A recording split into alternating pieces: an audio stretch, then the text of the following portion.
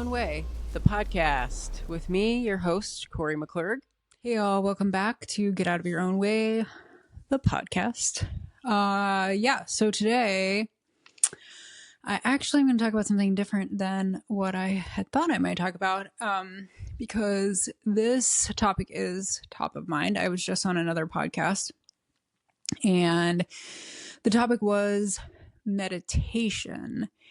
And so I want to talk a little bit more about that because I think it's very, prevalent. It's kind of popular these days. There's so many apps that you can get to help you meditate. And I just want to talk a little bit about what it is and what maybe it's a little broader than what you have been thinking. So I think when we talk about meditation, we usually think about, the person who's, like the like Buddhist monk who's like sitting cross-legged and like just with a totally blank mind, very zen, for hours on end kind of thing. And for sure, that is some, serious high level meditation. But I'm less interested in that for, us mere mortals, as I am in what I'll call kind of the micro meditations that we can use throughout our day and also as a means of behavior change. So really when we think about what meditation is, it's really a lot about awareness, and it's really about sort of coming back to ourselves and just getting really tuned into ourselves, but not the barrage of thoughts that's going on in our heads. It's really tuning into just, our breath and our bodies and just, like how it feels to just feel the contact of like your skin against the floor or the blanket or whatever you're sitting on, and just being really, really present. This is what I think is so critical when it comes to behavior change, is this awareness. So often, we are in a constant state of reaction and reactivity. Don't get me wrong, there's good reason for that, right? Like we evolved in this environment of danger and scarcity. And so it's not as if,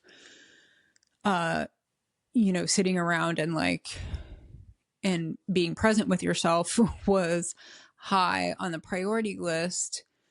But also, we would have had a fair amount of time of less activity, of less going on around us. So we didn't have to necessarily be present, make an effort to be present, because it just was. You just were that way. It was our modern environment creates this chaos and distraction all around us. And so to counteract that, we have to make a special effort. But suffice to say that when I at least think about meditation, it's really coming back to this idea of having awareness around ourselves, awareness around what's going on inside us. And,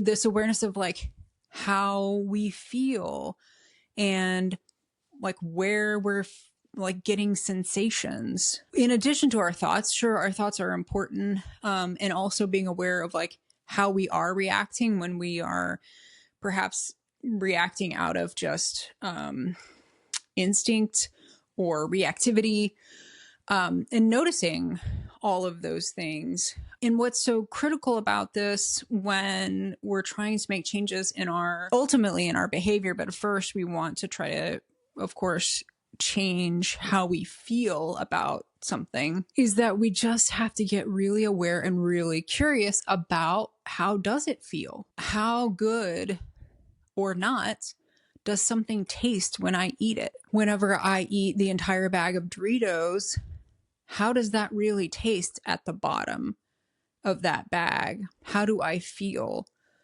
And I'm not just talking about the self-loathing that comes with that. I'm talking about like, how does it literally feel in your mouth? How does your stomach feel when you're at the bottom of that bag? And checking in with yourself throughout the whole bag and not judging yourself for it, but just legitimately try and understand, how am I feeling throughout this whole experience? Also noticing though, like when you're feeling good, like when you're out for a walk and you're like, you're noticing how good, like the weather is beautiful, and you're noticing like the air smells good and it feels really clean, and like just all of that, how all that feels really good, or how it feels really good when you eat like a really fresh salad and it feels so good, and you like feel like you have energy, and just noticing you don't feel gross. And it's having this awareness of the good and the bad throughout your day, and at different intervals, and particularly around things that you're hoping to change, like what you're eating. I've mentioned it before, Judson Brewer, the book called The Hunger Habit. He does a great like mapping and almost a step-by-step process of how to begin to have that awareness and kind of map out what is happening. But the first step is really noticing what's happening. And we don't get any of that without the awareness part, which, we can call it meditation, we can call it awareness. And frankly, if meditating as a formal practice, like helps you get in that mode, that's something to consider. That by forcing yourself to like, okay, I'm going to, for 5 minutes, right? I have my slot at 7:55 in the morning, and I'm going to do 5 minutes of meditation, maybe with an app or whatever, a guided meditation, or you're just going to, sit quietly and not just sit there and like make your to-do list, but actually meditate. That might be a technique to help kind of get you in that space of having awareness throughout the rest of the day. So experiment with that, with genuine curiosity. There's no right or wrong thing here of whether or not it's helpful to have that dedicated meditation, or you can just sort of make a conscious effort to have that awareness throughout your day. For sure, there is benefit to meditation, either as like a dedicated practice, or just, increasing your awareness throughout the day.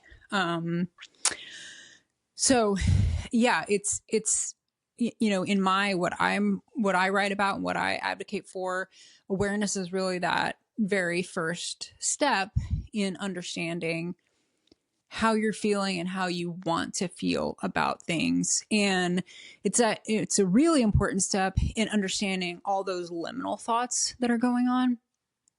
So those things that are holding you back from making changes, that maybe you didn't have a total conscious thought about, right? Where, geez, I really want to lose weight and eat healthy. But also you have this like liminal thought that that means restriction, or that means not eating out, or that means, being a party pooper, or whatever liminal thoughts you have that are conflicting with your desire for change. So awareness is that first key step. And, Judson Brewer he's done some pretty extensive research around how awareness all by itself makes a difference in people's behavior. He's done research with people, with smokers, which people often consider like one of the most addictive substances, that, quitting smoking is incredibly difficult. And by just teaching people how to be aware of how it feels, what it tastes like, what it smells like while they're smoking, they automatically just start smoking less with really no other effort other than to just be aware of everything surrounding the smoking. And because they start noticing, like, it doesn't really taste very good. I don't like the way that it tastes. I don't like the way that it feels. I don't like the way that it smells.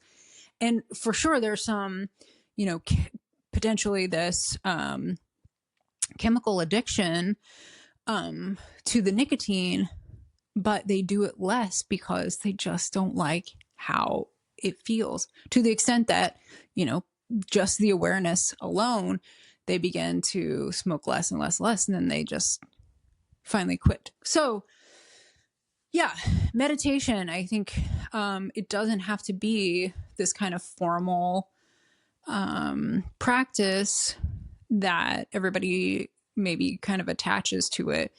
It can really just be this awareness of ourselves, awareness of our surroundings, and not getting on the train, the constant train of thoughts that is going through our head. I was saying this earlier to the group on the other podcast, that one of my favorite visualizations when I am trying to like actually sit and meditate is this image of me just sitting at a train station, and I'm just watching the trains go by, and the trains being your thoughts, being a metaphor for your thoughts, and just watching them go by, even though they're coming, the trains keep coming, the thoughts keep coming, but I don't have to get on. They can go by. I can just let them go by. And I don't have to have this compulsion to get on that particular thought and, go down the rabbit hole. Now, sometimes it totally happens where I'll be sitting there, sitting in the train station, and next thing I know, I'm like 10 steps down some thought rabbit hole, and then I realize, oh nope, I left the station. So I got to bring myself back to the train station and go back to thinking about the thoughts going by. I thought it was important to elaborate a little more, I think, about this idea of meditation, and that we can experience some benefit of quote unquote meditation with simply bringing more awareness to ourselves, our bodies, our breathing, our surroundings, and just being more in tune with what's going on with us, and how that's really the key to changing anything is what is going on with us. How does that really feel? And then, we can continue to explore. I mean, the whole idea is having this awareness, being really curious about it, and not trying to judge ourselves because we have a particular feeling or a particular thought. Like, it's all just data, it's all just data. Data's not good. Data's not bad.